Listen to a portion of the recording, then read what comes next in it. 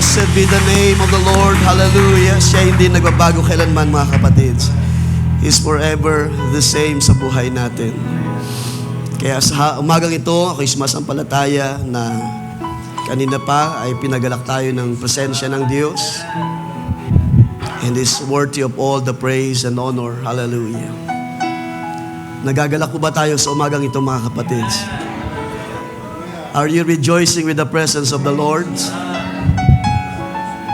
Hallelujah. Sa mga awit pa lamang ay meron ng napakasarap na mga mensahe ng awit. Hallelujah. Huwag natin kalimutan, mga kapatid, ang bayan ng Diyos, ang Israel, ay hindi nakaabot sa pangako na katuwiran ng kaharian ng Diyos. And because they were being disobedient sa word, they rejected the Messiah. At ang biyaya na ito, ang sabi ng Scripture, ay nabaling sa mga hintil. Kaya anuman ang mga bagay na ating inaawit patungkol sa bayan ng Israel, it also speak to us. Hallelujah. Oh, rejoice, rejoice on Mount Zion. Dahil doon, hallelujah, doon sa bundok ng Zion ay inilagay ang, hallelujah, ang foundation ng ating pananampalataya. At kung paano, Panginoon o Diyos, hallelujah, hindi na ito kayang sirain o wasakin ng kaaway. It will be forever. Hallelujah. Ang foundation na ito, which is the Lord, the Christ, the Messiah, na minsang namatay, yet nabuhay na maguli. At ang sabi ng Scripture, He lives forevermore. The anchor of our soul. Our Savior, our Redeemer. Let us all pray. Panginoong Diyos, napakasarap ng iyong presensya sa araw na ito, Panginoon. Tunay o Diyos na kasama ka namin sa umagang ito. Narito ka sa aming kalagitnaan. Kasama ka namin, o Diyos, at ikaw ay tumatahan sa iyong mga banal. According to your word, nang sabi ng likod Apostol Pablo, know ye not that you are the temple of God. Amen. At narito, o Diyos, ang iyong templo. Sumasampalataya kami, nananahan ka sa buhay namin, o Diyos. At narito, Panginoon, ang iyong mga banal sa huling mga araw, hallelujah, na iyong pinupuspos ng iyong kabanalan. Pinupuno ng iyong kabutihan, o Diyos. Pinaparanas mo ng iyong mga kadakilaan. At sa ganitong mga bagay, o Diyos, hindi ba kami narapat magpuri at magpasalamat sa iyo? Magkagalak ang bawat isa. Rejoice, rejoice in this presence. Dahil sa iyong presensya, nandun ang lubos. Hallelujah, nakapunuan ang lahat ng bagay. Narito, Diyos, ang iyong mga banal. Narito ang iyong iglesia. Punuin mo kami ng kagalakan sa iyong presensya. Hallelujah. Fill our hearts with rejoicing. Dahil ang Diyos ay nangako at hindi siya tao na, hallelujah, na hindi tumutupad sa kaniyang pangako. Sinabi niya, hindi ba ganyan gagawin ayon sa kaniyang salita? Oh, ikaw ay aming pinupuri at pinapasalamatan sa umagang ito.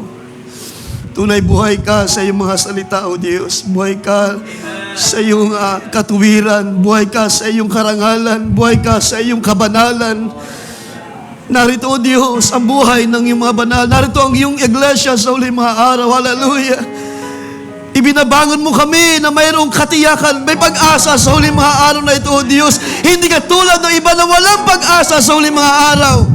We have this living hope in Christ Jesus. Hallelujah!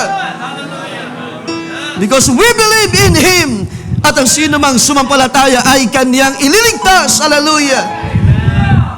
Though He will dead, yet He will live again. At hindi na siya mamamatay kailanman, ang sabi ng iyong salita. Narito, Panginoon, ang aming mga papuri at pasalamat inihahandog namin sa iyo. Maaaring ito'y nagagawa din ng marami sa aming panahon. Subalit narito, Panginoon, ang iyong genuine na pagkilo sa uling mga araw. Nasa iyong mga pinili, nasa iyong mga hinirang ang iyong pagkilo sa uling mga araw. Ang sabi mo, Panginoon, sa kanila ay hindi pinahayag ang iyong kalooban. Subalit sa inyo ay pinagkaloob na makilala ang iyong kaharian, O Diyos. Sa bawat isa na sumampalataya sa Panginoong Kristo Jesus, hallelujah, pinagkalooban mo, O Diyos, na makita at makapasok sa iyong kalwalhatian, sa iyong kaharian. Salamat sa umagang ito, Panginoon. Salamat sa mga awit, salamat sa mga buhay na mga testimony, Lord. Ito yung mga gawa mo sa buhay ng iyong mga banal. Tunay na ikaw ay dumadakila at dumadakila at dumadakila sa uling mga araw. Hindi mapapasabulian ang iyong mga salita, Panginoon.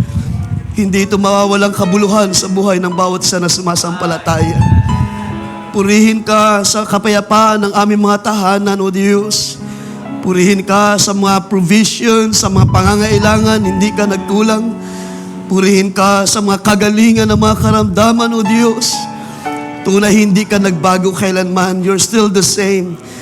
The faithful gods of Abraham, Isaac, and Jacob, hallelujah, is still the same yesterday, today, and forever. Salamat sa umagang ito, O Diyos. Salamat sa bawat isa. Salamat sa bawat pagpapahayag ng iyong mga banal upang ikaw ay aming itaas at luwalhatiin sa umagang ito. Muli, aking dalangin ng iyong mga salita ay iyong pagpalain. Ikaw ay mangusap ng may kalayaan at kapangyarihan sa buhay ng bawat isa. May you bless your word. Bless, Panginoon, ang bawat puso, ang bawat isa. Ang mga dalangin ng iyong mga banal ay sa iyo lamang namin ipinagkatiwala at tinataas, O Diyos. Ano man mga pangangailangan sa umagang ito, ikaw ang nakakaalam. Purihin ka at ikaw ang Diyos tunay, banal at dumadakila sa iyong iglesia sa mga panahon na ito. Pagpatawad sa amin, Panginoon, kung mayroong mga pagkukulang sa araw na ito, O Diyos, sa nakalipas na mga araw na ito hindi namin sinasadya, Panginoon, at ayaw na naming sadyain ang magkasala sa iyong harapan. Dahil yan ang sabi ng iyong lingkod Apostol Juan, ng mga ipinanganak sa Diyos ay hindi na magkakasala kailanman. Hindi na nila sasadyain ang magkasala kailanman. Purihin ka mang banal, sa iyo ang lahat ng kalawalatian at kapurihan. Pasalamat pagdakila sa tanging pangalan ng Panginoong Kristo Jesus. Ang lahat ay magsabi ng Amen and say Amen. Ating palapakan ang Panginoon. Can we say, praise the Lord? Praise the name of Jesus. Before we seated, tayo ay mabukas ng ating scripture sa aklat ng Matthew. Salamat sa biyaya ng Panginoon at pagbati sa bawat isa. Sa Matthew chapter 5, isang talata muna, verse 20, For I say to you, that unless your righteousness exceeds the righteousness of the scribes and Pharisees, you will by no means enter the kingdom of heaven. Ang lahat ay magsabi ng Amen. Amen and Amen. Tayong malaya na mga kaupo, mga kapatid, pagpalain ng bawat isa, palain ng kanyang mga salita sa umagang ito.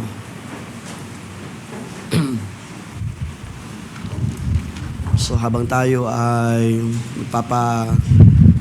magpapahinga sa presensya ng Diyos, ay ating bigandaan ang kanyang mga salita. While listening the word the word of life sa ating panahon na pinagkaloob ng Diyos through the messenger.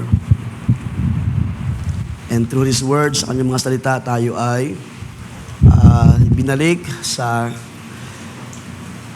tunay na pananampalataya. Kaya salamat sa umagang ito, mga kapatid. Salamat sa bawat isa, sa mga awit, sa mga handog na papuri, sa mga ilang testimony. Palain ng Panginoon ang ating kapatid, Brother Sam, and his two daughters. Malaki na, mga dalaga na. Parang kailan lang ay ating akay-akay ang mga bata. Maliliit pa. halos din natin ma-imagine. Hindi natin halos ma-imagine how it happens. Napakabilis ng panahon at kahit man ako ay namangha sa mga gawa ng Diyos sa aming tahanan, buhat pa sa ating beloved Pastor Franco. By the way, last month, kung hindi ako nagkakamali, ay June 19, ilang taon na ba? 9 years. So, almost 9 years na kinuha na ng Panginoon ng ating beloved Pastor Franco. And this July, siya ay, buhay pa ay nagdiwan ng kanyang kaarawan. Ilang taon na kaya siya this July? 1945 siya eh. Pero sabi ni Kuya Joe, 1945, sabi na rin tatay sa kanya, hindi rin exactly na alam ni tatay kung talagang 1945 siya pinanganak. So wala nang copy ng kanyang birth certificate. So yun lang ang kanyang naalala marahil na sinabi ng aming lolo't lola. So 1945, so ilang taon na yan?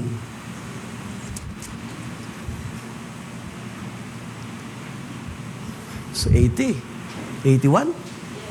81 years old. At kung siya ay nabubuhay pa, ay naniwala ko na hindi birong kagalakan dahil sa ministry and even sa gawain sa Manuela noon na ngayon ay 30, ilang taon na sila noon? Nag-celebrate last Sunday to 31 years, no? 31 years na ang ministry. So dating nasa Manuela, napunta ng Shangri-La Hotel, Mandaluyong, Cubao, Antipolo, and still going on sa biyahe ng Panginoon. Sa lahat ng ito ay ating pagbuni ang karangalan ng Diyos sa buhay natin. Tayo ay maghahanda para sa ating 45th year anniversary.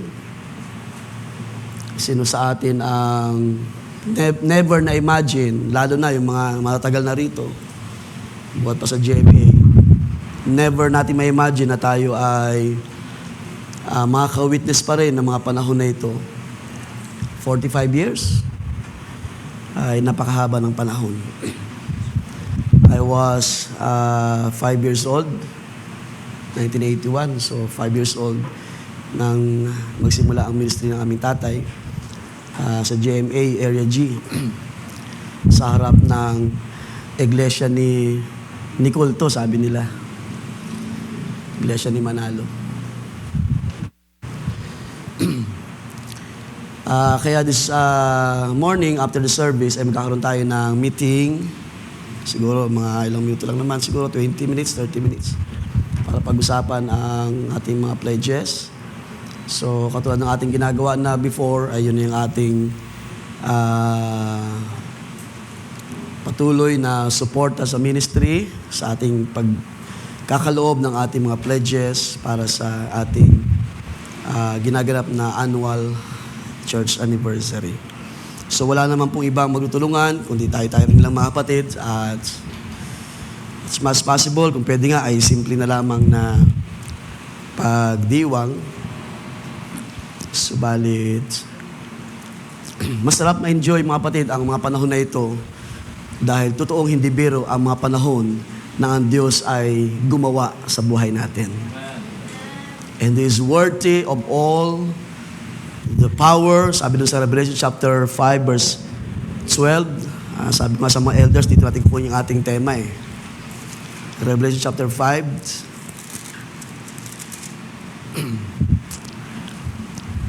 dahil sabi diyan, worthy is the Lamb who was slain to receive power and riches and wisdom and strength and honor and glory and blessing.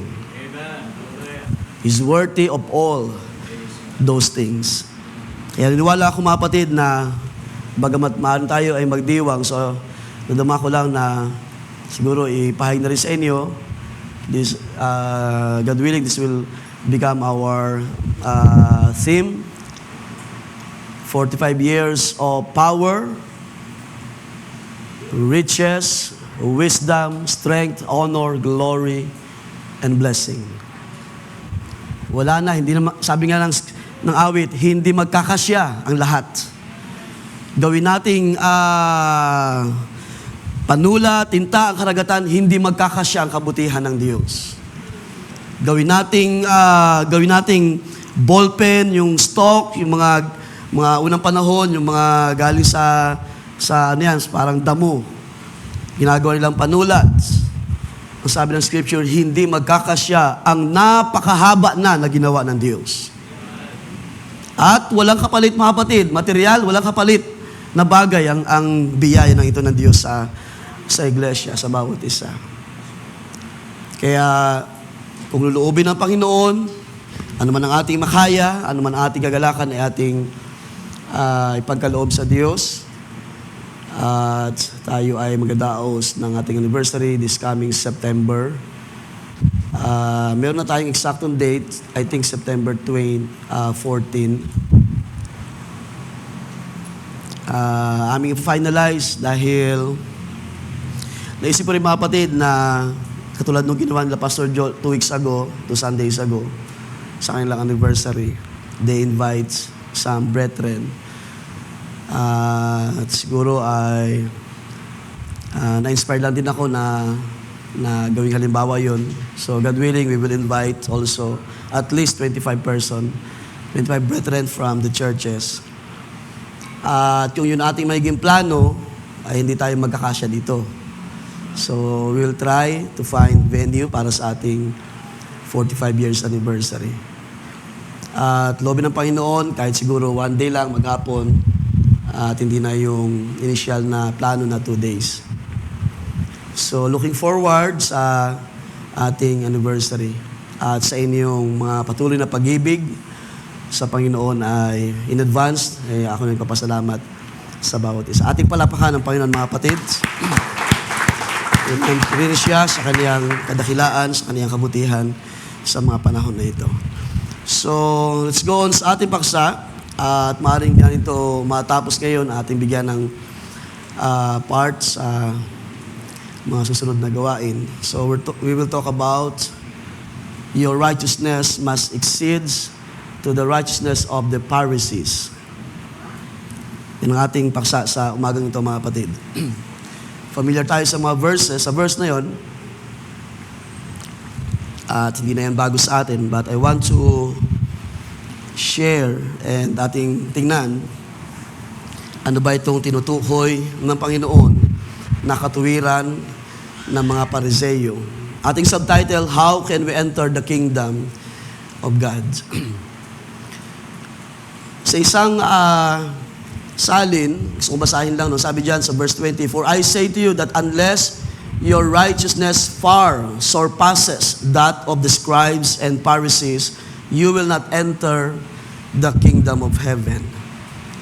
Unless your righteousness exceeds, sa New King James Version, you will by no means enter the kingdom of God, the kingdom of heaven. So, sa ilang mga kaisipan, mga kapatid, maring sabihin natin na tayo ay mga ipinanganak na, we're born again sa kaharian ng Diyos. At yan naman ang ating karanasan, born again in water and in spirit, sabi ng Scripture. So, pwede natin isipin sa ganung bagay, pwede natin sabihin na tayo ay nakapasok na o naging bahagi na ng kaharian ng Diyos. Well, mga kapatid, ang water baptism ay bahagi lamang ito ng ating kaligtasan.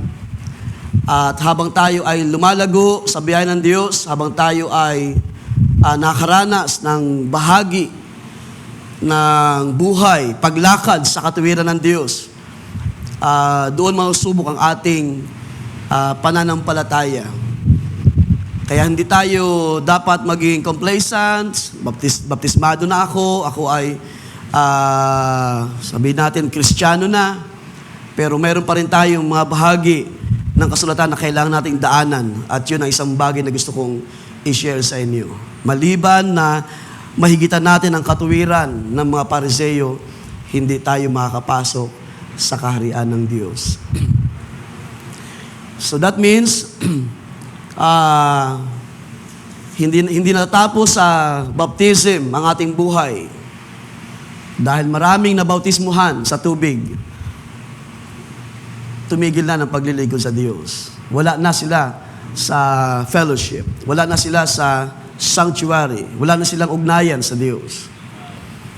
Si Pablo ay mayroong mga pinakita na singtulad ng ganung mga kaisipan. Ang sabi niya sa aklat ng unang Korinto, kung nagkakamali sa chapter 10, or chapter 2 yata yun, or 3, na ang bayan ng Israel ay nabautismuhan sa bautismo ni Moses. Ibig sabihin, naranasan ang gawa ng Diyos, sabihin natin, ang pagliligtas ng Diyos, yet, ang sabi doon, 3,000, kung di nagkakamali, or 5,000 was destroyed in the wilderness. At ilan lamang nakapasok sa promised land. Dalawa lang sila, originally from Egypt, si Joshua and Caleb. And the rest, mga pinanganak sa ilang. So una, nais ko muna tingnan, mahalaga makita muna natin, ano ang tinatawag na righteousness of the scribes and Pharisees.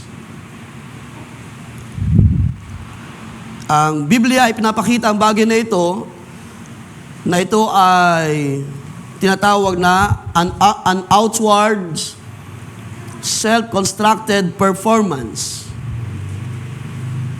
Itong righteousness of the scribes and Pharisees is an outward self-constructed performance rooted in keeping rules to be seen by others. Isang panlabas at sariling gawa ng pagtatanghal. At nakaugat daw ito sa pagsunod sa ilang mga tuntunin upang makita ng iba. So doon pa lamang sa kahulugan ng righteousness of the scribes and Pharisees ay pinapakita na ng scripture, mamaya makikita natin kung paano ito ay hindi tinanggap ng Diyos. At never na tatanggapin ng Panginoon ang ganitong uri ng katuwiran na sa akala ng mga tao sa panahon na yun ang daan o yun ang paraan para makapasok sa kaharian ng Diyos. Mga kapatid, hindi lamang ito isang simpleng statement ni Jesus, because I believe ito ay may kinalaman din sa ating panahon. Maraming nabubuhay sa ating panahon na so-called Christians, mga nabubuhay katulad ng buhay o paraan ng mga Pharisees and Sadducees at mga Eskriba sa panahon ng Panginoon, na mga Kristiyano na nagkukunwari sa uling mga araw. So itong statement ni Jesus ay nagpapakita hindi lamang sa kanilang o sa kaniyang panahon o sa panahon ng mga alagad, kundi ito ay nagpapakita rin even in the last days, ating panahon, ay may nabubuhay like Pharisees. Siguro naman inyong na-witness ang mga nangyari nitong nakalipas na 1 linggo. Ang mga tao na nagpapakilala, mga Kristiyano, belong to this big group of people, yet ay hindi mo makita ang salita ng Diyos, ang katuwiran ng salita ng Diyos. Hindi na tayo bata para hindi makita mga bagay na nangyari sa ating panahon. At sabi nga nila, hindi lang tayo pinanganak kahapon. Mahaba na ang tinakbo ng panahon ng gawa ng Diyos sa iglesia. And who will stand sa katuwiran ng Diyos sa huling mga araw? Not the righteousness of the scribe and Pharisees, but in the righteousness of the Word of God. Sino kaya ang tatayo? Sino kaya ang masusumpungan ng Diyos? Sabi ng Scripture, sino sa kanyang pagbabalik, makakasumpong kaya siya ng pananampalataya at hindi ng katuwiran ng tao. Hindi ng mga bagay na pinuno ang tao sa lupa, sa mga bagay sa lupa ng karunungan at ano pa mga bagay, kundi pananampalataya na nandoon sa ating mga magulang, inihanda ng Diyos, sabi ng Scripture, para ating lakaran sa uling mga araw. So sino sa atin sa umagang ito ang mayroong pananampalataya katulad ng pananampalataya ng mga apostles? Pananampalataya, sabi ni Pablo, hindi pagkukunwari na pananampalataya. So what is meant by the righteousness of the scribes and Pharisees? At bakit ito connected sa pagpasok sa kaharian ng Diyos? Ang salitang righteousness, sa Greek word na dikaiosone. Hindi kasi tayo marunong bumigas ng mga salitang Grego, no? Tsaka Hebreo. Kaya kung paano natin bigasin ito ay na lamang catch up. So, ang ibig sabihin niya sa Greek word na dikaiosone, it means equity. Equity of character or act. Pag sinabi nating equity, pagiging pantas sa katangian o kilos. Pagiging pantas na katangian o kilos. Ibig sabihin, pag sinabing righteousness o katuwiran, ito ay isang pantay or balanse na katangian o gawa ng isang tao. Ang equity, ang isabihin niyan, is the quality of being fair. Impartial, walang kinikilingan, impartial, and reasonable. So yun ang ibig sabihin ng righteousness. Merong balanse na character. Merong pantay na nagawa. Merong maayos. Merong tama na pagkilos. Merong tinatawag na fairness, impartial. Merong balanse na pagkilos ng Espiritu ng Diyos. At alam natin mga kapatid, ang Espiritu ng Diyos ay hindi tayo dadalhin sa pagsuway sa kalooban ng Diyos. Ang Espiritu ng Diyos hindi tayo dadalhin sa pagtalikod, paglayo sa kalooban ng Diyos. Ang Espiritu ng Diyos ay makapangyarihan. Ito pa ngayon nagtutulak sa atin para tayo ay magpatuloy sa pananampalataya. Ito pa ngayon nagdadala sa atin para tayo ay matutong magpakumbaba sa harapan ng Diyos. Ibabang ating sarili sa bawat salita ng Diyos. So that's the meaning of righteousness. Equity of character or act. Subalit pagdating sa katuwiran ng mga Pharisees, there is a problem because their righteousness is not based on faith.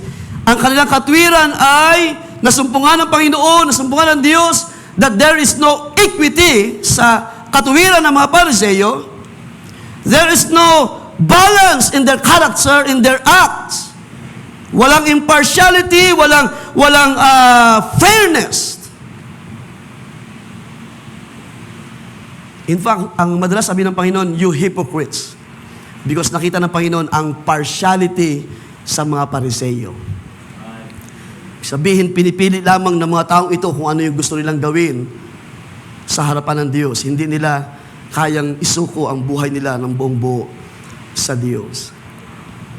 So anong pinapakita dyan mga kapatids? There is no impartiality, there is no equity.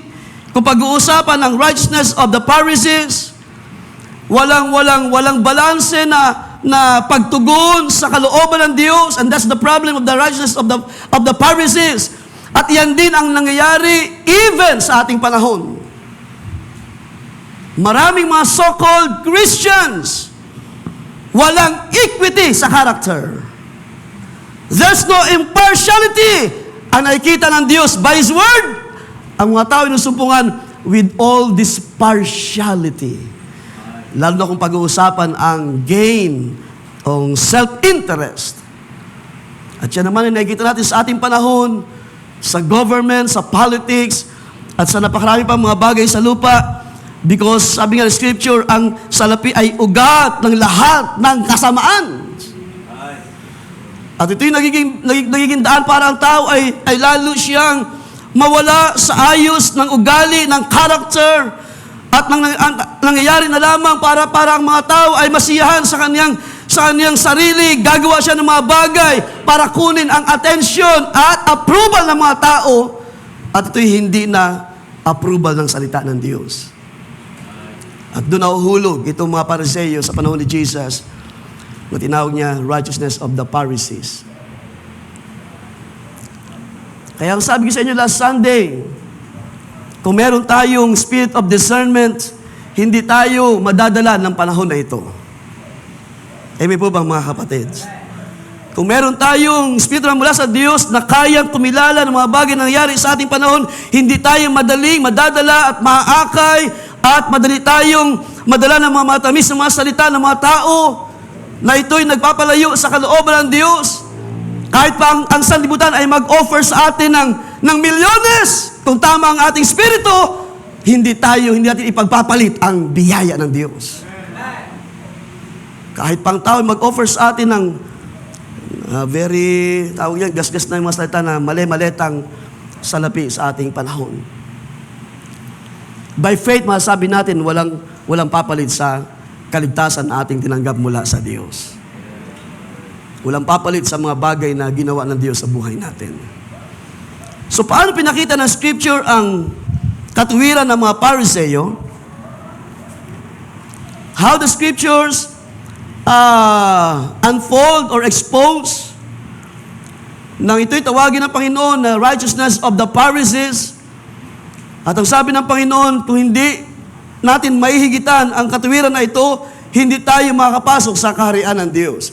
So there are things na kailangan natin bigyan ng pansin para ito'y ating makita at mabalanse sa ating sarili.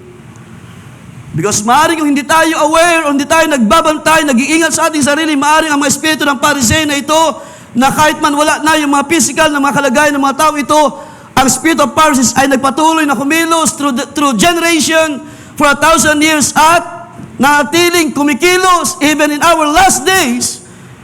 Ang mga tao ay nabubuhay in partiality, in unfairness, o walang pagkakapantay-pantay na pagtingin.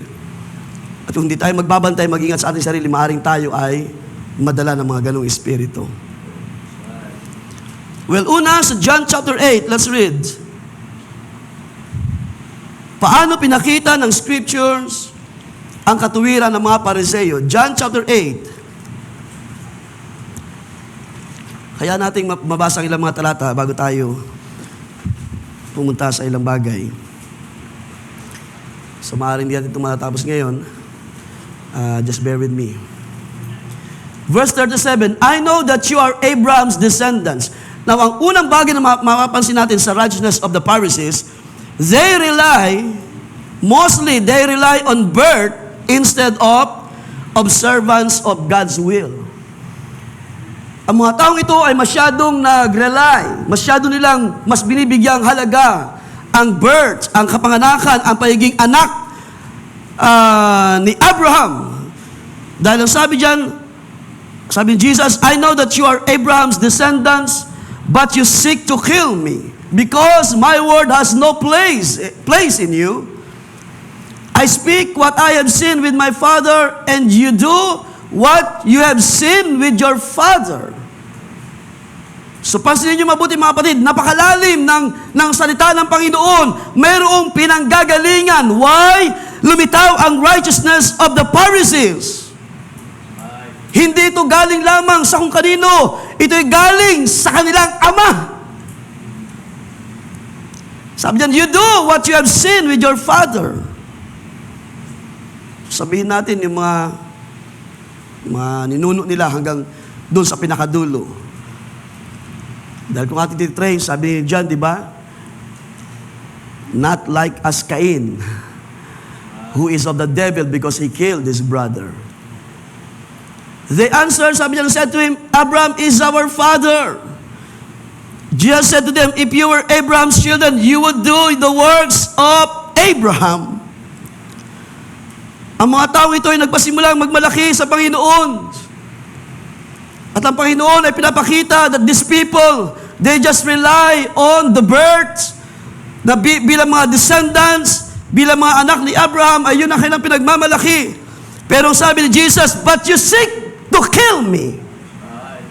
Because, ang mga tao, bakit sila dumadaan sa, bakit humahantong sa ganung kalagayan? They want to kill Jesus. At sa ating panahon, they want to kill the truth sa ating panahon. Pero hindi nila kayang pigilan. The truth will marching on. Magpapatuloy ang biyayang ito hanggang sa araw ng katubusan. Ang mga tao ito ay masyado naging dependent kay Abraham. At ang sabi ni Jesus, kung kayo ay mga anak ni Abraham, gagawin niyo ang ginawa ng inyong amang si Abraham. Because Abraham, as we know the scripture, Abraham believes. Sino sa inyong sumasampalataya? Abraham believed with all his heart, with all his soul and mind and strength. Dahil hindi pa man nangyari ang lahat ng mga bagay, si Abraham ay sumunod sa kalooban ng Diyos. At ang sabi ng scripture, yun ay ibinilang sa kanya na katuwiran. Wala pa yung mga bagay na pangako ng Diyos. Ang sabi ng scripture, hindi alam kung saan paroroon, pero may Diyos na naglilid sa buhay niya. Kung saan siya nagtayo ng tent, sabi ng scripture, kung saan siya naparoon. As the Lord leads them, lead Abraham.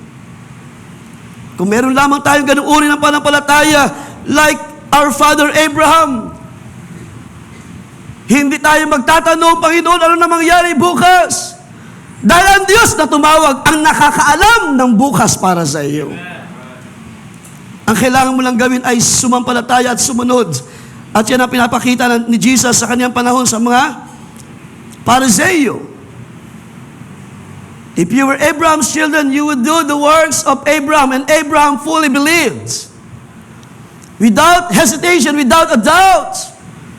Sabi mo nga one time, maaaring si Abraham ay maganda yung buhay niya doon sa Ur.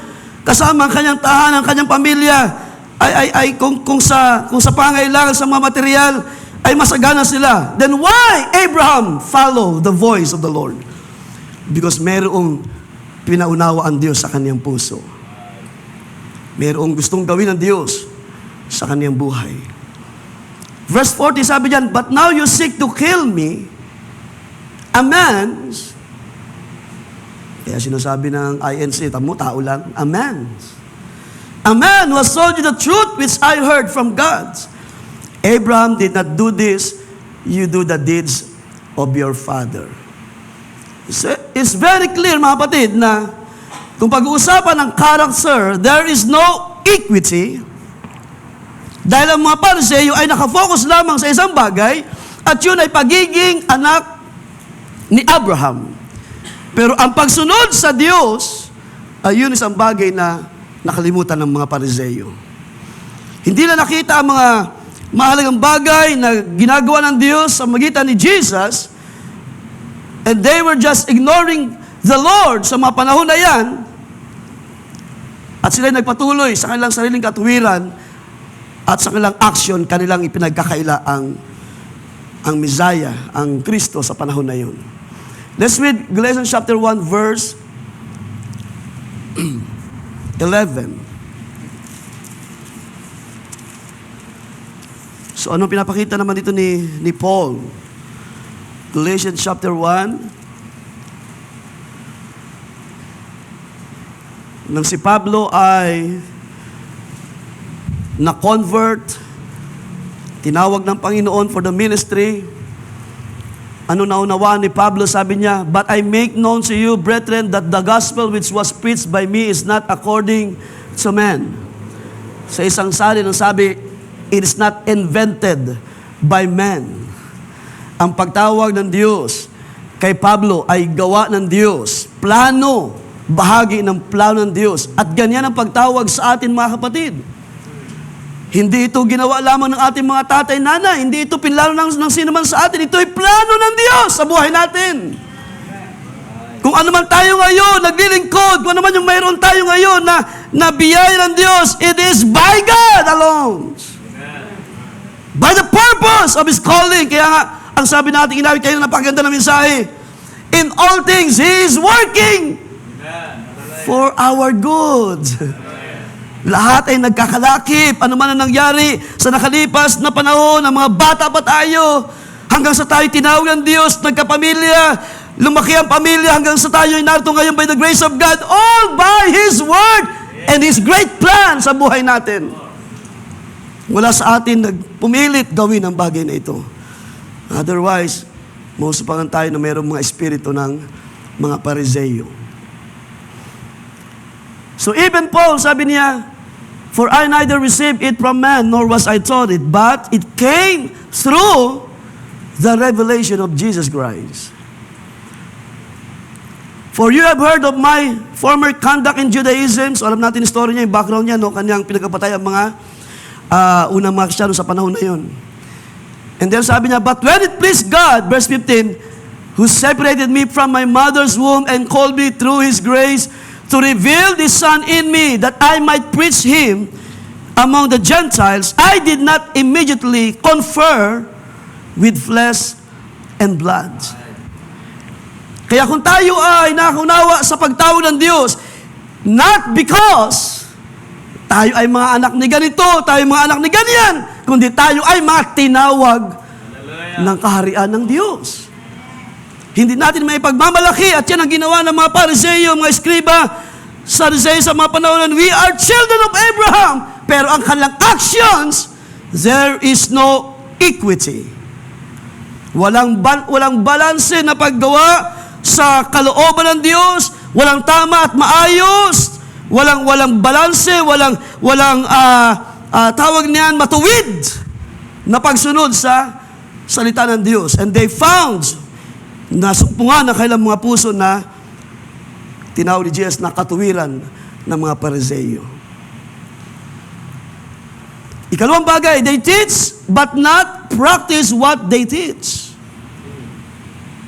Ito yung isang ugali ng mga taong ito sa panahon ni Jesus.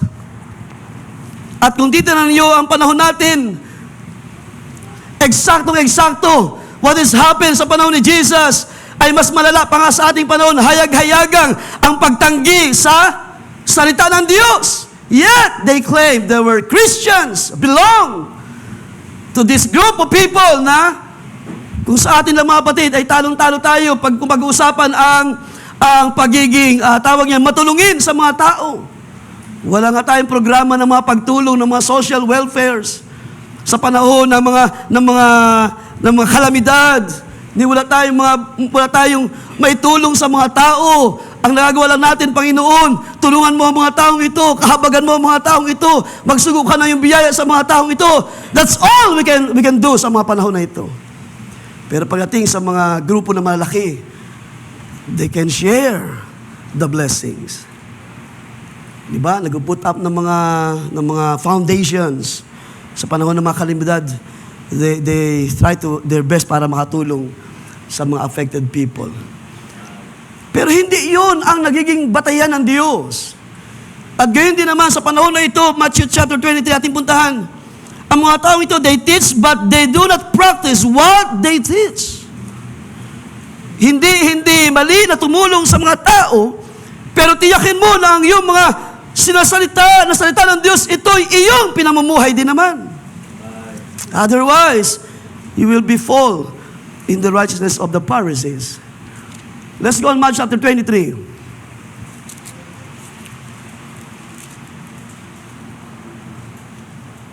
Ang sabi dyan, verse 1, "Then Jesus spoke to the crowds and to His disciples, saying, The scribes and the Pharisees have seated themselves in the chair of Moses."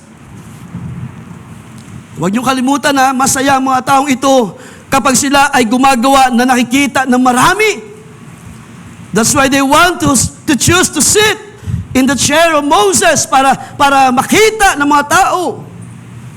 Dahil ito yung nagpapakilala ng position, ng influence. Therefore, whatever they tell you, sabi ni Jesus sa mga alagad, do and comply with it all, but do not do as they do. Yun yung payo ni Jesus sa mga alagad. Sige, pag meron silang tawag niyan, itinuro o sinabi, then gawin ninyo. But not, sabi niya, but do not do as they do, for they say things and do not do them. They say things, they preach the law, pero pagdating sa paglakad sa law, sa totoong realidad ng paglakad sa kalooban ng Diyos, doon bumabagsak ang maraming mga Pharisees. Mga Sadducees, mga Escriba sa panahon na yun, na they're so proud of being children of Abraham, pero meron silang na-miss na bagay. Para ito'y makita, para ang Diyos ay malugod, ang Diyos ay mahabag sa bayan na ito. But they miss something. They choose to preach, they choose to live, or to say things with the law, with the ordinances, or mga bagay ng Diyos. Pero pagdating sa buhay, sabi ni Jesus, huwag niyong gawin yung ginagawa nila because they say things and do not do them. Right? At yan ang nangyari even sa ating panahon. Let's go on Romans chapter 2. So many verse mga kapatid natin pupuntahan para ating makita ng lubos ang mga bagay na ito. Because why the Lord Jesus speak about this? About the righteousness of the Pharisees. Well, of course, I believe because gusto ng Panginoon na pag-ingatan din tayo sa ating panahon. Dahil naniwala ako, naglipa ng mga espiritu ng mga Pariseo sa ating panahon, mga mapagkunwari ng mga Kristiyano. Romans chapter 2, verse 17. Indeed, sabi diyan, you are called a Jew and rest on the law and make your boast in God. And know His will, sabi diyan, and approve the things that are excellent, being instructed out of the law. So walang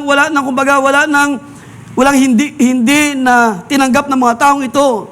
Sila ay naturuang lubos kung pag-usapan ng law. And are confident that you yourself are a guide to the blind, a light to those who are in darkness. So supposed to be these are their duty, their role. An instructor of the foolish, a teacher of babes, having the form of knowledge and truth in the law. You, sabi ni Jesus, o sabi ni Pablo, therefore, who teach another, do you not teach yourself? Ikaw na nagturo, ba't hindi mo tinuturuan ang iyong sarili? Nakukuha ba natin mga kapatid sa umagang ito? You preach that a man should not steal, pero ikaw ay nagnanakaw. Bakit ka nagnanakaw? You say, do not commit adultery. Do you commit adultery? At hindi ito sinasabi lamang ni Pablo, ito ay realidad. It is the spirit of not being a true servant. The spirit of Pharisees without equity, walang balanse na paglakad sa truth. Ang gusto nila, lagi silang magsalita at yan din ang nangyari sa ating panahon.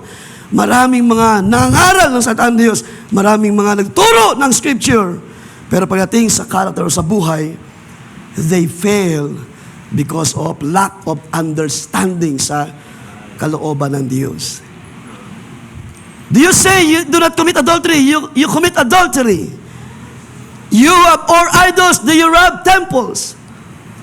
You make your boast in the law. Do you dishonor God through breaking the law? For the name of God is blasphemed among the Gentiles because of you, as it is written. So, isang bahagi mga kapatid na pinapakita ni Jesus that this Spirit, sa kanyang panahon, ang mga taong ito ay gustong-gusto lamang makapagsalita ng law, ng ordinances, o makapagturo, but they fail because they do not do what they preach. At ganito rin sa ating panahon mga kapatid. Pag ating binasa ang Scripture, itong sulat ni Pablo sa mga taga-Roma, ay maraming tatamaan sa ating panahon. Pero tayo nagpapasalamat, sabi ng salita ng Diyos, but you were washed. Sino ang nakaranas ng paglilinis ng salita ng Diyos? Nandito ang realidad ng salita ng Diyos sa kapisanan ng kanyang mga pinili at mga tinawag sa uling mga araw. You are being washed by the Word. Hallelujah. You're being sanctified by the blood of Jesus. At hindi ito isang kataha lamang. Ito'y dahil sa pananampalataya. Ito'y ginawa ni Kristo para sa atin. Hindi ito isang sabit-sabil o salita lamang ng mga tao. It is genuine faith na tinanggap natin. Otherwise, tayo ay maging katulad ng mga taong ito na mga in-expose si Jesus, mga hypocrites sa kaniyang panahon.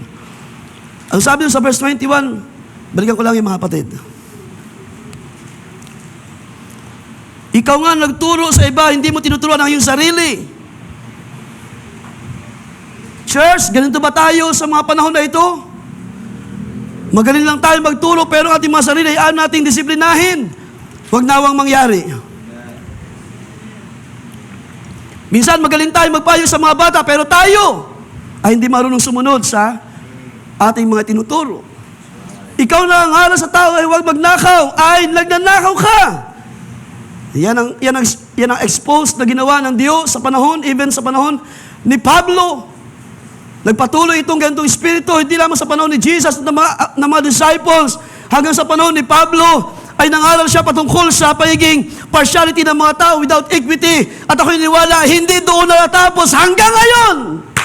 Meron pa ring battle para tayo ay makibaka sa totoong pananampalataya.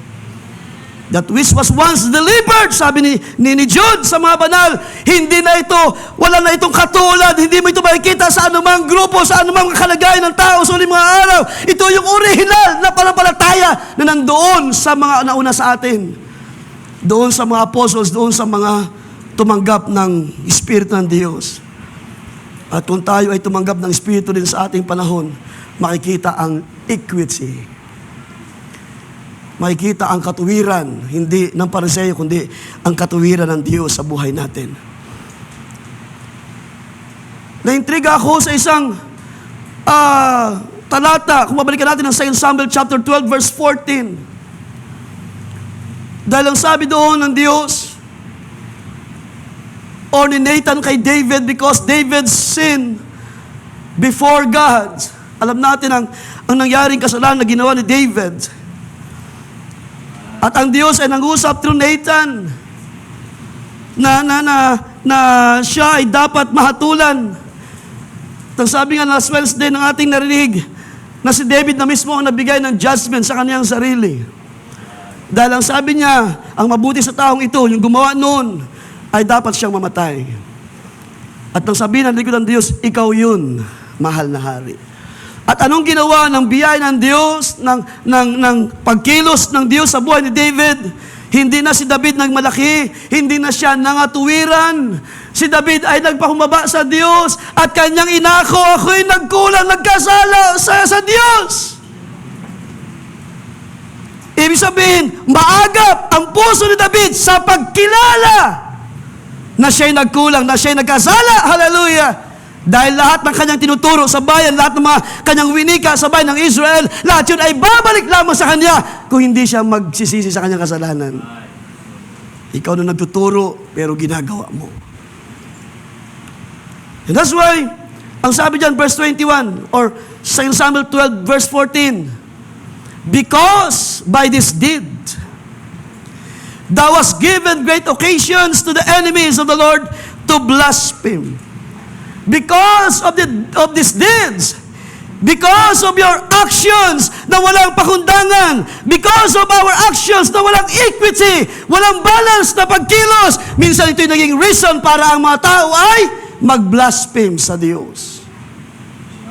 Para ang mga tao ay masilipan. Iyan ba ang mga Kristiyano? Iyan ba ang nagsasabi mga anti-message believer? Huwag natin hayaan. Through our actions, ang mga tao ay, ang mga kaaway, sabi dyan, ang mga tao sa labas ay magsalita ng hindi tama sa ating pananampalataya. Dahil lamang sa hindi balanse na paglakad sa salita ng Diyos. And sometimes, mga kapatid, at yun ang nangyari minsan sa ating mga personal na kalagayan. I hope, I pray na natututo na tayo sa paglipas ng panahon. Because anuman ang ating sabihin, sabi ni Jesus, ikaw ay hatulan ng mga bagay ayon sa iyong sinalita. Ingatan natin ang ating mga sinasabi, ang ating mga actions, na hindi ito maging daan para ang panampalataya ay masilipan ng kaaway. Ito ba ang tunay na panampalataya? Bakit hindi kayo dumadami? Bakit ganito lang kayo? Bakit napakahina ninyo? Bakit wala kayong anumang bagay na influence sa sanlibutan? Well, remember, ang ating pinag-aralan one time, hindi tayo kilala ng sanlibutan. Merong pagkilos, merong tunay na pagkilos ang salita ng Diyos, hindi sa lahat, kundi sa iilan. Sasabihin natin sa isang maliit na congregation, merong dakilang Diyos na kumikilos sa buhay nila. Sa isang maliit na bahagi ng katawan ng Panginoon, dahil hindi lamang tayo mga kapatid ang magsasabi na tayo lang ang iglesia ng Diyos. Marami tayong mga kapatid na nasa iba-ibang mga dako. Katulad din natin, sila ay naglilingkod ng lubos, ng totoo sa Diyos na tumawag sa atin. So those are two things na pinakita ng Scripture about the righteousness of the Pharisees. And the other thing is, pangatlo, kung kayo nag-notes, they do what they do for human approval. Ito yung ginagawa ng mga Pariseo sa panahon na yun, ginagawa nila ang kanilang gustong gawin para kumuha sila ng approval ng mga tao sa paligid. The same chapter 23 ng Matthew. Verse 5. But all their works they do to be seen by men. So ito yung katuwiran ng mga Pariseo. This is the righteousness of the Pharisee. They do all their works. They do to be seen by men. They make their phylacteries broad and enlarge the borders of their garments. Alam natin sa history or sa panahon na meron pa mga pari sa panahon ng Israel, totoo naman yun na meron silang kasuotan na pinagkaloob ang Diyos. At yun yung mga garments na hindi lang basta tela, yun ay magagandang uri magagandang klaseng uri ng tela na ibinigay ng Diyos. Meron pa nga dumating ang panahon, nagkaroon sila ng Urim-Tumim na nagpapakilala ng law, ng ordinances ng kautusan ng Diyos.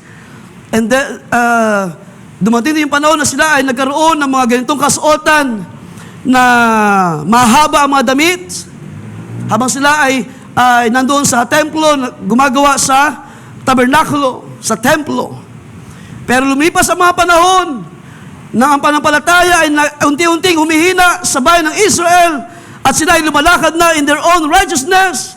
Ang sabi dito sa ating binasa, sabi ni Jesus, ang mga tao ito ay nagpapalaki na ng kanilang mga laylayan ng kasuotan para makita ng mga tao at sabihin ng mga tao, ito ang mga banal na tao. Ito yung mga tao na lumalakad sa kalooban ng Diyos. At kung hindi tayo aware doon sa binanggit sa verse 5 na ang hirap basahin ito eh. Phylactery. Brother, i-pause natin yung image. Ang phylactery ito ay tinatawag din na tefillin. Set of small black leather boxes containing parchment scrolls with specific verses from the Torah. So ayan yung phylactery. Doon sa noo ng mga Hudyo. Siguro kung ating estimate yung sukat niyan ay mga 2 inches. Pero sabi doon sa ating binasa, sila ay nagpapalapad ng kanilang phylactery. Imagine nyo naman kung gaano kalapad yung bagay nito sa iyong noo para hindi ka na makalakad ng maayos, para hindi ka na makakita ng maayos. Because the more na malaki, the more na makikita ng mga tao. Ito yung mga lingkod ng Diyos. Maaari sa panahon ng Israel sa wilderness, na ang Diyos ay magturo sa bayan ng Israel, totoo yun na sinabi ng Diyos na ito'y inyong, we can read it in Deuteronomy chapter 6. So punta natin sandali. By the way, itong phylactery, ito'y sinusuot nila during weekday morning prayers. Sabi dyan, to physically bind God's commandments to their mind and heart. At alam natin by the Scripture, ang mga bagay na nandun sa lumang tipan, these are things that only shadows the things to come. Kung doon ay pinahintulot ng Diyos, yung phylactery ay ilagay sa kanilang noo. Because in Deuteronomy chapter 6, verse 5 to 8, 6, sabi diyan, these words which I am commanding you today shall be in your heart. So hindi lang talaga doon dapat nakalagay sa ginawa nilang box na tinatawag na phylactery. Ang salita ng Diyos ay dapat nasa puso ng mga anak ng Diyos. And you shall repeat them diligently to your sons and speak of them when you sit in your house, when you walk on the road, when you lie down, and when you get up. You shall also tie them as a sign to your hands. So merong mga ginagawa sila noon na bahagi para mag-identify nga naman that they are a believer. And they shall be as frontlets on your forehead. Sa paglipas ng mahabang panahon, itong bagay na ito na sabihin natin, pinahintulot ng Diyos na gawin ng bayan ng Israel, dumating ang panahon na hindi na ito kinilos ng Espiritu ng Diyos sa pananampalataya, kundi ito ay naging isang tradition. Palakihan sila ng phylactery. Mas malaki, mas madaling makita, these are servants of God. Pero dahil sa mga bagay na ito, mga kapatid, pinakita ng Panginoon, there is no equity in your actions. Ang sabi ng Panginoon, you hypocrites. Anong saysay ng malaking phylactery sa ating noo kung ang salita na nandoon ay hindi naman nailagay sa ating mga puso? Anong saysay ng haba ng mga damit, mga kababaihan, kung atin naman paglilingkod sa Diyos ay nadudumihan pa rin ng mga bagay sa lupa, walang kabuluhan ang mahabang mga damit, ang mga mahabang buhok ay walang kabuluhan. Kung ating puso ay suwayin pa rin sa salita ng Diyos. So paglipas ng panahon, ito'y naging isang tradition. At ang mga tao ay gumawa ng mas malaking mga phylactery. Hindi ko na ma-imagine kung gaano kalaki yun. Kung kaya ba nila yung dalhin sa noon nila at lumakad ng maayos. Ang sabi ni Jesus, woe to you scribes and Pharisees. Let's read verse 27. For you are like whitewashed tombs, which indeed appear beautiful outwardly, but inside are full of dead men's bones and all uncleanness. So anong ginagawa ng mga taong ito? They do what they do for man's approval. Pag nakita nga naman na malaki ang suot, mahabang laylayan, at malaki yung phylactery sa mukha nila, they will be approved sa mata ng mga tao na ito nga ang mga lingkod ng Diyos. Pero pinakita ni Jesus, you are hypocrites. Woe to you, sabi ng Panginoon. Katulad lang kayo ng mga whitewashed tombs. Appear beautiful outwardly, but inside ay maraming mga dead men's bones. Verse 28, even so, you also outwardly appear righteous to men, but inside you are full of hypocrisy and lawlessness. So anong pinapakita dyan ni Jesus? Basang-basa ng Panginoon ang puso ng mga tao sa panahon na yon. Wala silang maililihim sa harapan ng Panginoon. Nakita ng Panginoon ang kalagayan ng puso ng mga tao na meron kayong partiality sa inyong puso, na hindi kayo lumalakad sa kalooban ng Diyos, hindi nyo ginagawa ang katuwiran ng Diyos, ang ginagawa nyo lamang ay para makuha ang approval ng mga tao. Mga kapatid, hindi ganun ang ating pananampalataya. Ang sabi nga ng prophet sa ating panahon, God is hiding in simplicity. The more na tayo ay naglilingkod sa Diyos, the simply, as much as possible, mayroong kalwalhatian sa Diyos. Hallelujah. Hindi natin kailangan approval ng tao. Dahil ang paningin ng tao ay hindi paningin ng Diyos. Hallelujah. Ang pagtingin ng tao, ang pagkilala ng tao ay hindi katulad ng pagkilala ng Diyos. And that's why, sabi ni Pablo, di ba? Mas maiging sabihin, of course, kilala natin ang Diyos, pero mas mainam sabihin, by the grace of God, kinilala tayo. Tayo ay recognize ng grace ng Diyos. Tayo ay kinilala ng Diyos na tayo ay mga pinagindapat sa Kaniyang harapan. And these people, they're trying hard, mga kapatid, to please man. At ang kanilang katuwiran ay para makuha ang approval ng tao. Ito ang tinatawag ni Jesus na righteousness of the Pharisees. Sa Jeremiah chapter 17, ang sabi ng Panginoon, verse 10, I, the Lord, search the heart, I test the mind. Totoo ba yan, mga kapatid? Wala tayong may tatago sa kapangyarihan ng salita ng Diyos. Ang Panginoon ang siyang sumasaliksik ng ating buhay, ng ating mga puso. Ano yung laman ng kagalakan na mayroon tayo sa ating puso?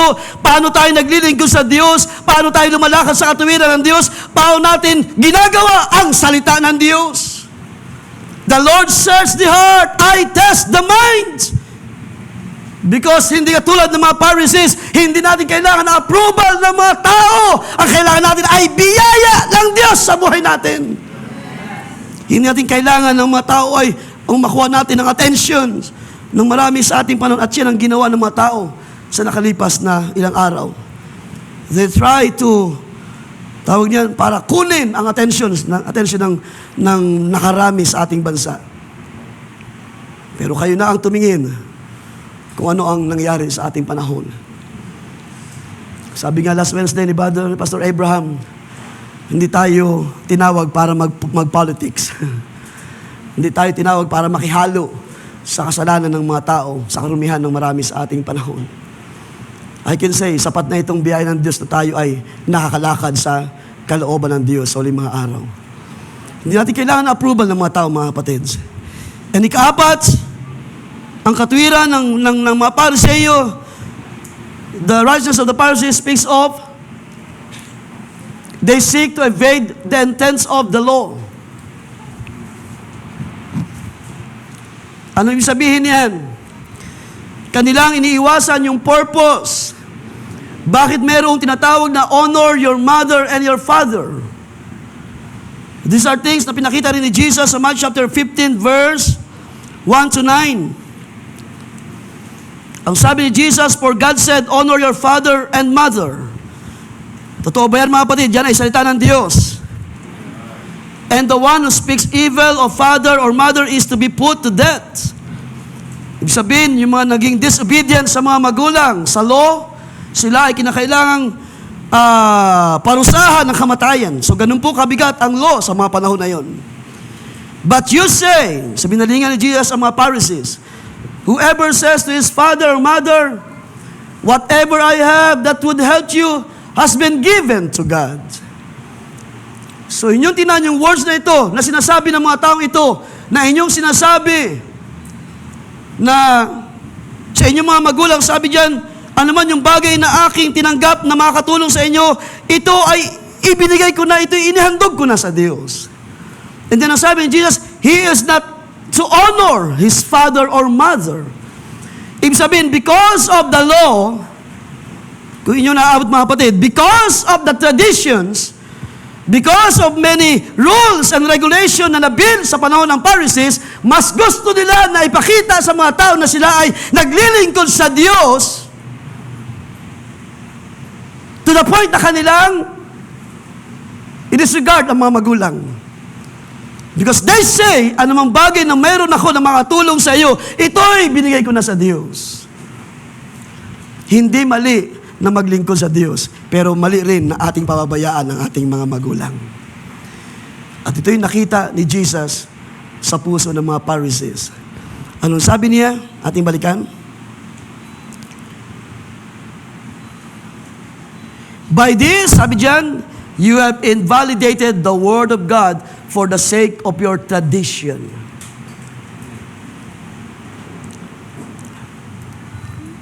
Sa mga nakalipas na mga panahon, dumating din sa point na ang mga kabataan ay masyado naging aktibo sa ministry to the point na napababayaan ang mga bahagi sa tahanan. So hindi mali na tayo ay magsumigasig sa youth ministry. Sabi nga ng aking narinig, Bago kayo pumaroon sa inyong gawain, huwag niyong hayaan yung ating mga hugasan sa ating lababo ay mapabayaan. So yun ay magandang pagtuturo ng magulang. Ibig sabihin, tama na tayo ay magsumikap sa gawain, pero hindi natin pabayaan ang ating sangbahayan. Emi po ba mga kapatid, nandiyan ba kayo? At ito yung pinakita ni Jesus sa mga taong ito. Verse 7, you hypocrites! Rightly did Isaiah prophesy about you by saying, these people honors me with their lips, but their heart is far away from me. Verse 9, and in vain do they worship me, teaching as doctrines the commandments of men.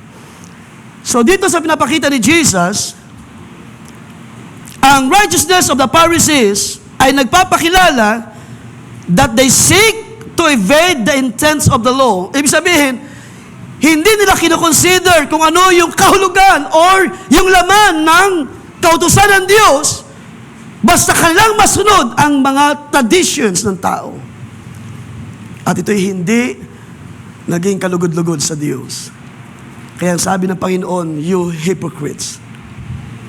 Mga kapatid, mga young people, I hope kung inyo naiintindihan ang salita ng Diyos, hindi natin pababayaan ng ating sambahayan. Maglilingkod tayo sa Panginoon at kalakip nito ang ating bahagi ay ating gagawin sa ating mga magulang, sa tatay at nanay para magkaroon tayo ng balanse na pagkilos sa ating paglilingkod sa Diyos. Kailangan makita itong tinatawag na equity. Yung tinatawag na tama na paglakad, balanse, maayos na paglakad sa kalooban ng Diyos. At hindi natin gawin ito for the sake of, dahil tayo ay nape-pressure sa ministry. So anong pinapakita dyan sa Matthew chapter 15? Ang mga Pariseo ay hindi nila binigyan ng halaga ang mga kautusan ng Diyos. Kawawa naman ang mga magulang. Di ba? Ang mga magulang dito sa ating panahon. Nakakaramdam tayo minsan ng parang godly jealousy. Huwag lang to the point na tayo ay masyadong magdadamdam mga magulang, ha? But kahit man ako, minsan ay nararamdaman ko yan sa aking mga anak. Godly jealousy. Na masyado kayo masipag sa inyong bahagi sa ministry, pero pinababayaan nyo ang mahalagang bagay din sa tahanan. So yun ang pinapakita ni Jesus. These people are seeking to evade the intents of the law. Mag-ingat tayo mga young people, mga kapatid, sa spirit of the righteousness of the Pharisee. So merong tama, merong balanse na paglilingkod sa Diyos, merong tinatawag na katuwiran ng salita ng Diyos, at doon tayo dinadala ng salita ng Diyos, doon tayo dinadala ng Espiritu ng Diyos. Ang pagkilos ng Diyos ay para ating malakaran fully ang katuwiran ng Diyos without reservation. So hindi tayo magre-reserve, hindi natin sasabihin, Panginoon, salamat na aking pinagpala mo sa gawain, pero pagdating sa mga pangailangan, diba, kahit man tayo ng mga tatay at nanay ng tahanan. So hindi tayo nagsisikap sa ministry because of the calling, pero ating pinabayaan ang ating mga bahagi sa bayan. So ano natin makikita? There is no equity. Kung pag-uusapan ang paglakad sa law, ang pagsunod sa katuwiran ng Diyos, nasumpungan sila na walang equity, walang balanse na pagsunod sa salita ng Diyos. So ang iba ay aking lalaktawan, because 11:10 na, gusto ko puntahan itong ika-6. So laktawan ko lang yung isang bagay. Ating balikan next Sunday. So ano ang tinatawag na righteousness of the Pharisees? Sa Matthew chapter 23 pa rin, verse 23, ay pinakita dito ni Jesus that these people, they love to focus sa ibang bagay, pero kanilang pinabayaan ang mas mabigat na bagay. Ang mga tao ito ay masyadong nagbigay halaga sa ibang mga bagay na ito ay mahalaga rin naman, sabi ni Jesus, Pero na-miss nila yung mas mabigat or mas weightier things. Matthew 23 verse 23, "Woe to you, scribes and Pharisees." Sabi niya, hypocrites. So hindi ito, mga kapatid, sinasabi na ni Jesus para sabihin sa mga tao, para mga tao ay ipahiya sa karamihan. Ito yung mismo yung kalagayan ng puso ng mga tao. At ang Panginoon ay nag-expose anong klaseng spirito meron ng mga eskriba, mga Pariseo. Kaya sabi niya, kayo ay mga hypocrites. Ito ay direktang saway ng salita ng Diyos. Why? Because sabi diyan, "For you pay tithes of mint and anise and cumin, and have neglected the weightier matters of the law." Again, mabuti ang pagsunod sa salita ng Diyos. Hindi mali ang pagkakaloob, hindi mali ang pagbibigay ng ating mga ikapo sa Diyos. Pero ang sabi ni Jesus, "You have neglected the weightier matters of the law." Ano yun? Justice, mercy, and faith. At sabi ni Jesus, gawin nyo ang mga bagay na ito. This you ought to have done without leaving the others undone. Doon sa mga unang mga talata, we can read. So hindi ko na siya na-note, but I just read it last night. Ang sabi ni Jesus, hindi ako naparito para i-break ang law, but to fulfill the law. Kaya pagdating sa mga pagkakaloob, pagdating sa mga bahagi ng mga tao, pagbibigay sa Diyos, ito'y mabuti, pero hindi natin dapat pabayaan ang mas mabigat na bagay. Ibig sabihin, while we do those things, meron dapat itong kalakip na pananampalataya. Ginagawa natin ito with right judgment, with mercy and faith. Because sabi ng Scripture, kung walang pananampalataya, imposible na magbigay lugod sa Diyos. So ito, mga kapatid, ang tinatawag na righteousness of the Pharisees. Kung babalikan natin yung kaisipan sa ilang mga sandali, binigay ko sa inyo ang meaning. It is an outward, self-constructed performance rooted in keeping rules to be seen by others. So pinakita ko na sa inyo na ang mga tao ito ay mas priority nila yung makita ng marami ang kanilang actions. Pero ang nakalimutan nila yung bahagi ng pananampalataya na hindi makita ng mata. Ito'y nasa puso ng tao. Ito'y pagkilos ng Espiritu ng Diyos. Kapag ikaw ay lumalakad in righteousness, gumagawa ka, may kalakip na pananampalataya. But ito yung righteousness of the Pharisees na pinakita ni Jesus. It is an outward, self-constructed performance. Pero mga kapatid, hindi ganun ang pagkatawag ng Diyos sa buhay natin. At yun dahilan, inuna ng Diyos na linisin ang ating mga puso at kaluluwa. Dahil mula doon, sabi ni Jesus, from the abundance of the heart, the mouth speaks.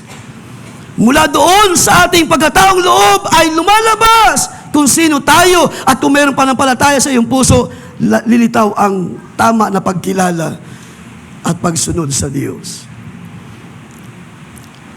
So yung mga tao ito, sa panahon ni Jesus, they're just relying on words. Sabi ko sa inyo kanina.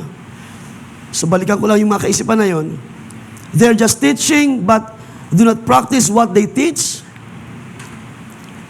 They're just doing what they want to do for human approval. They're just focusing on the other things and neglect the weightier things. Because sa pag-aakala ng mga tao na ito yung paraan para makapasok sa kaharian ng Diyos. Pero ito yung ating nakita, mga kapatid. Tayo ng mga tinawag sa uling mga araw. Maliban na ang tao bumalik at magsisi at sumunod sa kalooban ng Diyos, hindi niya makikita ang kahulugan ng mga salita ng Diyos. Maliban na tayo bumalik sa salita ng Diyos, hindi natin maiintindihan at maunawaan ang ibig sabihin ng mga salita ng Panginoon. Ang yun dahilan, ang mga Pariseo ay hirap na hirap maabot ang kalooban ng Diyos. There's no question pagdating sa pagsunod sa law. Minsan pa nga, talo pa tayo pagdating sa pagsunod sa law. Pero huwag natin kalimutan, sa ilang mga bahagi sa ilang mga sandali tayo magtatapos, huwag natin kalimutan ang mga mas mahalagang bagay sa loob ng salita ng Diyos. Hindi mali ang magpagamit sa Diyos, pero sikapin natin na meron tayong pananampalataya. Hindi mali na sumunod sa mga utos ng Diyos. Hindi mali na tayo ay magsumikap sa paglilingkod sa Diyos. Hindi mali ang tayo ay manatili sa mga panalangin, sa mga pag-ibig, pero hindi natin pababayaan ang katuwiran, ang panampalataya, ang kahabagan ng Diyos na ginawa sa magitan ng kanyang mga salita. Let's go on Matthew chapter 34, mga kapatid. At tingnan nilang mga bagay and dito tayo siguro magtatapos.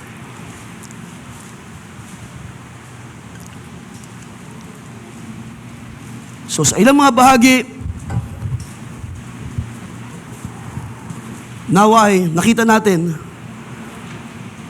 So atin sundan na lamang sa maaring next Sunday.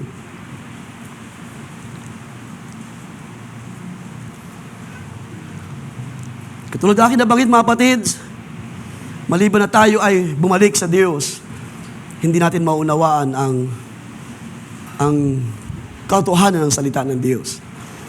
Because in Matthew chapter 37 or 34, we can read this, verse 37. Ito yung bahagi na miss ng mga Pariseo. At ang aking dalangin ngayon, pasaganahin tayo ng Diyos sa bahagi ito, sa pag-ibig, sa bawat salita ng Diyos.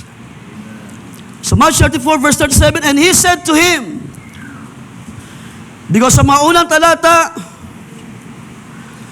ang mga Pharisees ay nagtatanong,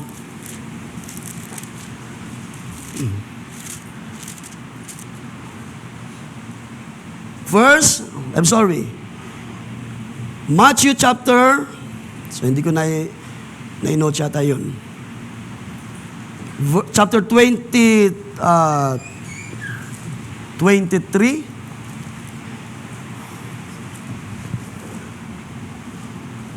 I'm sorry. So it says here that you shall love the Lord your God with all your heart. Verse 37. So nagsimula yan sa verse 34. So hindi ko na-jot down yung chapter, but kung nyo makikita, chapter 22. Thank you, brother. Because ang mga escriba ay nagtanong sa Panginoon, what is the greatest commandment? Inyong mabasa from verse 23,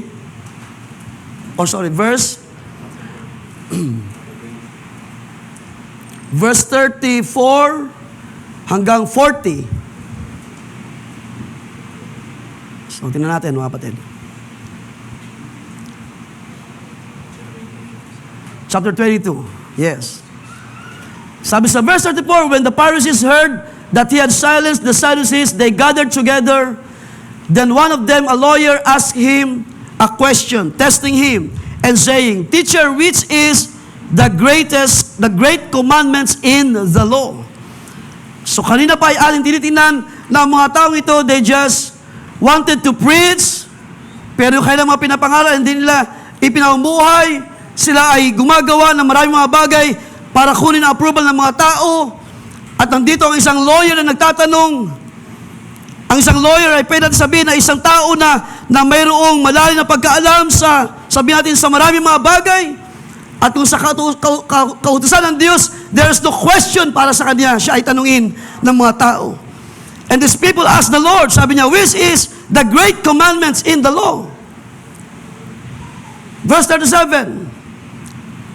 And he said to him, you shall love the Lord your God with all your heart, and with all your soul, and with all your minds. Ito yung na-miss ng mga tao. Ng mga tao ay nagpilit, nagpursige to live and to follow the Lord and to seek the kingdom of God.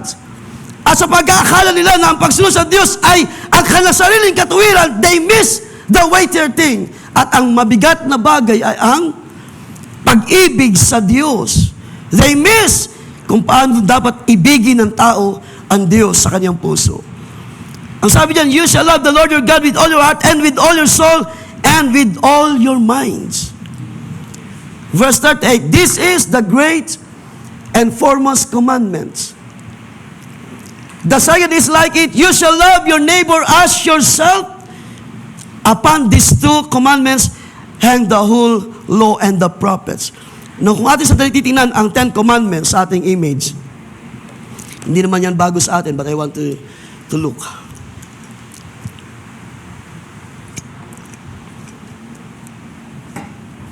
Nang sabihin ni Jesus, ang lahat ng kautusan ay nauwi lamang sa isang bagay.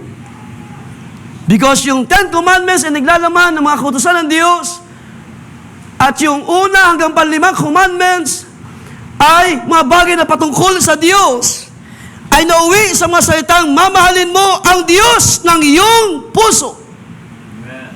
And the spirit of the Pharisees, the righteousness of the Pharisees, they missed the weightier thing. Ang nasundan lang nila ay ang law, pero hindi nila nakita ang Diyos ay kailangang pahalagahan natin. Ibig sabihin, hindi tayo lalakad by the law para makita ng mga tao, these are the people of God. Pero ito'y mas magiging matimbang kapag atin nakita yung dakilang utos ng Panginoon na ating iibigin ang Diyos. Because when we love God, magagawa na natin ang law, yung una, pangalawa, pangatlo, pang-apat hanggang pang-5. And how about the other law from 6 to 10? You shall not murder, you shall not commit adultery, you shall not steal, you shall not lie, you shall not covet. Lahat ito ay nasundan ng mga Pariseo, pero nakalimutan nila ang pag-ibig sa kapwa. Kung paano natin iniibig ang ating sarili, gayon mo mamahalin ang iyong kapatid. Hallelujah! At kung mahal natin ang ating kapatid, lahat yan ay hindi imposible na ito'y masundan ng sinuman. Kaya ang sabi ni Jesus, these are the 2 great commandments. Balikan natin mga kapatid. Dito tayo magtatapos muna, pansamantala. Anong sabi ni Jesus? You shall love the Lord your God with all your heart, and with all your soul, and with all your mind. Sino sa atin ang umiibig sa Diyos?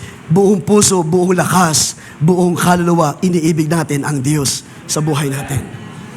Hindi na mahirap sundan ang maraming mga bagay dahil ang pag-ibig sa Diyos ang magdadala sa iyo sa pagsunod sa maraming mga salita ng Diyos. At ang ikalawang bagay, you shall love your neighbor as yourself. Kapag ito'y dumating sa iyo at walang ibang pag-ibig liban sa Diyos na pag-ibig. Kapag ang Diyos ay dumating sa iyo by the Spirit, by His Word, magagawa mong ibigin ang iyong kapatid kung paano mo iniibig ang iyong sarili. At ang mga kautusan ng Diyos ay hindi mahirap sundan kapag mayroong tama na pananampalataya, mayroong balanse, mayroong equity sa iyong paglilingkod sa Diyos, sa iyong action, sa iyong decision, ay makikita ang maayos na kalagayan ng iyong pagsunod sa kalooban ng Diyos. At dito hindi masupungan ang espiritu ng Pariseo or katuwiran ng mga Pariseo. And that's why sabi ni Jesus, upon this, verse 40, upon these 2 commandments hang the whole law and the prophets. And I can say, church, sa ating pagtapos, ito yung weightier things na mas dapat nating matutunan sa ating pananampalataya sa Diyos. Lahat ng bagay ay hindi mahirap sundan kung tayo ay mayroong tama na pagsunod sa Diyos. At kayang sabihin natin pananampalataya, mahal ko ang Diyos na umiibig sa akin. Sino ang makapagpasya ng bagay na yan sa umagang ito? Mahal ko ang Diyos na umiibig sa akin. Yung awit kanina, I know my Redeemer lives. At sa buong panahon ng aking paglilingkod, aking sumasampalataya, hindi niya ako pababayaan. Hindi niya ako pagkukulangin, hindi niya ako hayaan na ako ay madala ng mga kaaway. Hallelujah! And that's why one time si David nanalangin, iyong sawayin ang aking mga kaaway. Oh, kay sarap ng mga panalangin, nawa sawayin ng Diyos ang mga evil spirits sa kahanginan na nagtataka na tayo ay dayain sa mga panahon na ito at tayo ay panghinain sa ating pananampalataya. Pero para sa atin, sinasabi natin, mabuti pa rin ang Diyos. Mabuti pa ang Diyos sa atin, mga kapatid. These are the things na ang ang righteousness of the Pharisees ay pinakita ng Scripture. And they miss those heavier things. Mga kapatid, ito yung aking iiwan sa inyo. Marami pa mga bagay, but gusto kong iwan pansamantala. Ang oras ay hindi na magpahintulot. Nang sabihin ni Jesus, ating balikan ang ating teksto. Unless your righteousness exceed the righteousness of the scribes and Pharisees, hindi tayo makapasok sa kaharian ng Diyos. That means, ang katuwiran ng mga Pariseo ay hindi kalugod-lugod sa Diyos at hindi ito ang magdadala sa kanila sa kalwalhatian ng Diyos. And that's why merong bagay na gusto ipakita ang Panginoon sa atin. Kaya nga sabi ko sa inyo kanina, hindi ito para lang doon sa panahon na yon. Masasabi ko na ito ay mahalaga rin sa ating panahon. Hallelujah! Because ang mga katuwiran ng mga Pariseo ay naglakbay na sa mahabang panahon. At tayo nabubuhay sa mga tao na nabubuhay in hypocrisy. Pero tayo ay mga anak ng Diyos. Amen po ba mga kapatid? Nasaan ang mga pinili ng Diyos sa limang araw? Nasaan ang sinabi ni Pablo, hindi niyo ba nalaman na kayo ay templo ng Diyos at ang Espiritu ng Diyos ay nananahan sa inyo? At ang Diyos ay nananahan sa atin, hindi mahirap sumunod sa kalooban ng Diyos dahil ang kanyang Espiritu, ang kalakasan, kapangyarihan, hallelujah, para tayo ay matutong magmanikluhod sa harapan niya, maging mababa lagi at sumampalataya, walang mahirap sa biyaya ng Diyos. Walang bagay na mahirap sa pagsunod sa kalooban ng Diyos. And these people, sa panahon ni Jesus, they miss the weightier things. At dalahin ko mga kapatid, bago tayo magtapos, huwag natin ma-miss ang bagay na ito. Yes, sabi ko sa inyo kanina, hindi mali ang sumunod, hindi mali ang maglingkod sa Diyos. Hindi mali na tayo ay nagsisikap sa ating ministry, pero tiyakin natin, there is equity. Tiyakin natin na mayroong balanse, maayos. Sino siya yung sumasampalataya na ang Espiritu ng Diyos ay banayad ang pagkilos? Hindi mo kailangang magbadali, hindi mo kailangan laging ura-urada mga bagay sa iyong harapan. Laging mayroong pagtitiis at pag-aantay. At sa mga nag-aantay, laging mayroong bagong lakas na ibinibigay ang Diyos. Hindi natin kailangan kunin ang approval ng marami sa ating panahon. Para sa akin, sapat na tayo ay kilala ng Diyos na tumawag sa atin at ang Diyos na tumawag sa atin kailanman hindi tayo binigo sa ating mga pangailangan. Amen po ba mga kapatid? Merong biyaya ang Diyos, merong sapat na gawa ang Diyos sa buhay natin, merong sapat na lakas at kapangyarihan para tayo ay makalakad sa katuwiran at kabanalan ng Diyos. Hindi natin pipilitin ang bagay na ito. Sabi nga sa ating isang brother one time, ito'y natural na pagkilos ng Espiritu ng Diyos. Even sa prayer, kapag hindi tayo marunong manalangin at hindi natin kaya sabihin ang mga bagay, ang mga paghibig, ang Espiritu ng Diyos ang tutulong sa atin para tayo ay makapagsalita ng ating mga pangailangan sa Diyos. So, paano natin masasabi na, paano natin masasabi na balanse ang ating pagliligo sa Diyos? Ito yung mga bagay na gustong iwan sa inyo.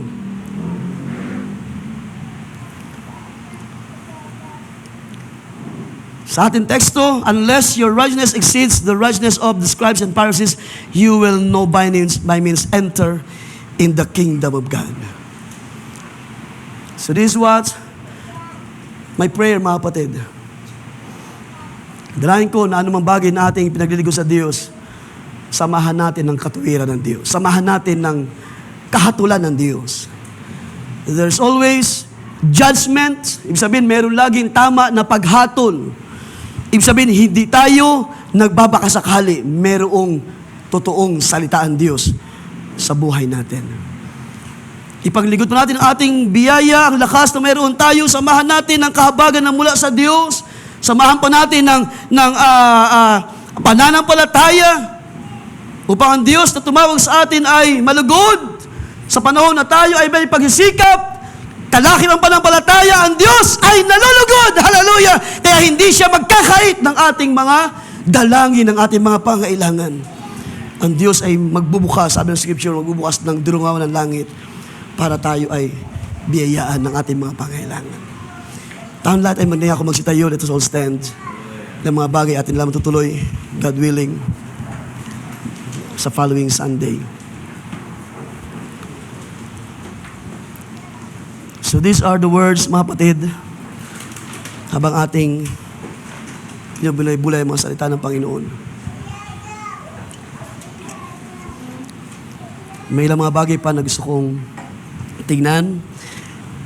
So it seems like ito ay parang introduction lamang, but ilang mga bagay gusto pang puntahan, God willing. Let us all pray. Panginoong Diyos, tunay ikaw ay dakila at tapat sa iyong mga salita. Kami ay sumasampalataya, O Diyos, na mayroon kang tama na pagkilos, mayroong balanse na paggawa ang iyong salita sa aming panahon. Hindi mo kami, O Diyos, dinala upang kami ay maging katulad lamang ng mga saaba ng mga tao na sa kanilang sariling katuwiran ay lumalakad, knowing, believing na ito ang paraan ng pagpasok sa iyong kaharian, O Diyos. Subalit, Panginoon, kami nagpapasalamat sa iyong mga salita na patuloy ka na nangungusap, patuloy ka na umaakay, at hindi ka, O Diyos, papayag sa iyong mga banal, sa iyong mga hirang na sila ay madaya ng mandarayang espiritu sa aming panahon. Nang sabi ng lingkod Apostol Pablo, they have the form of godliness. People believing, it seems like they have the form, they have the godliness. Pero ang sabi ng lingkod Apostol Pablo, ito ay mga anyo lamang ng kabanalan. Panginoon Diyos, hindi gayon ang iyong pagtawag sa buhay namin. Ikaw ay nangako, Diyos, kung paano ikaw ay banal, kami rin naman ay mabubuhay sa kabanalan. Ikaw ay Diyos na matuwid, at sila na yung tinawag sa iyong katuwiran ay lalakad at mabubuhay sa iyong katuwiran, O Diyos. Ang iyong mga hirang, hallelujah, ang iyong mga matuwid ay lalakad sa pananampalataya, mabubuhay sa pananampalataya. At hindi, Panginoon, sa aming mga sariling katuwiran. Salamat dahil meron kang pangako, O Diyos, na ikaw na nagsimulang gumawa ng mabuting bagay, ay tatapusin mo, O Diyos, ang mga bagay na ito sa buhay ng iyong mga banal. Luwalhatiin ka, pasalamatan ka, O Diyos, at bayaan sa iyo ay aming maibalik lahat ng paborit pasalamat with your words, O God, sa umagang ito. At kung meron pa mga bagay na idaragdag ka, O Diyos, ito yung aking dalangin, aming dalangin, that prepare our hearts, Lord God, sa mga panahon pa na darating, O Diyos. Be blessed, O Diyos. Salamat sa iyong mga salita. Pagpalain ng iyong mga banal sa pangalan ng Panginoong Kristo Jesus. Everybody say amen and amen. Ating palapakan ng Panginoon, mga kapatid.